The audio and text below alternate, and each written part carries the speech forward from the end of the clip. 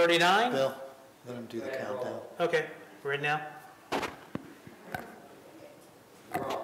Okay, good evening. 6:39, this Community Partnerships Committee.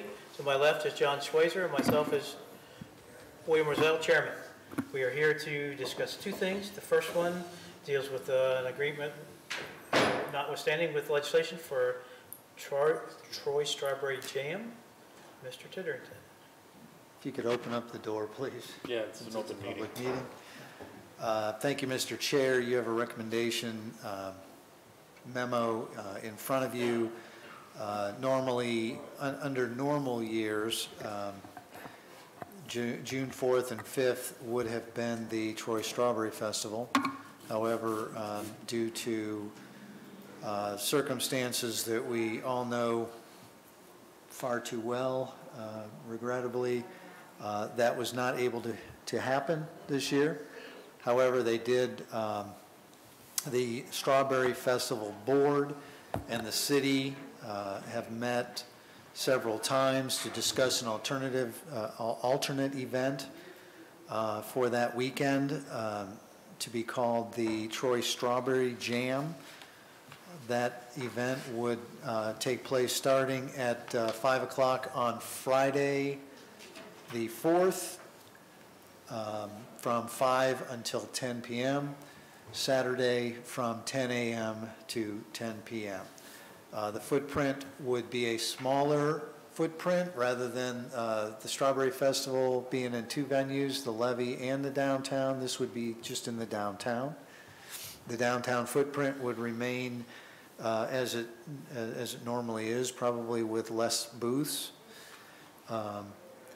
The jam would have a variety of music starting at 10 a.m. and working all the way, well, I guess 5 p.m. on Friday to 10 p.m. There would be 3 bands and then a number of bands. I keep meaning to count them, but starting at 10 a.m. All the way up until 10 p.m.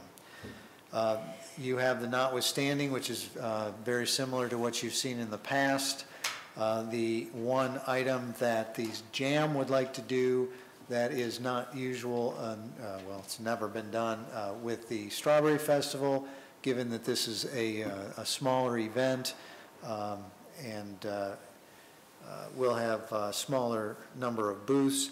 They are recommending that you authorize the sale of alcohol in the venue, again, just the downtown, from 5 p.m. to 9:30. 9:30 would be the last call, and then from noon until 9:30 on Saturday, 9:30 again being last call. And we would follow the same protocols and procedures that we do with any of the events that we have downtown that have alcohol, such as the Pink Ribbon Girl event, Tour de Donut, etc. We are asking for consideration of emergency legislation because there had to be so much delay to even make the decision about the festival, given that the governor did not provide any guidance until actually 3 days after we received guidance from the health district, who had to wait until to find out what the governor's guidance would be, but then never got the governor's guidance and so gave us guidance anyway. So see if you can follow that logic. It was into April before we could even start planning an alternative event, and you need 30 days to file the F permit with the state of Ohio, and so time is of the essence, and we have a lot of planning that we are continuing to do to make this as successful as possible. I think that's everything. Did I miss anything? I'm seeing shakes. Questions? And the festival themselves will be selling alcohol, beer? Yes, there will be a trailer that would come in. Again, just like they would partner with actually Moeller Brew Barn, I believe is the partner. Okay. I have no other questions.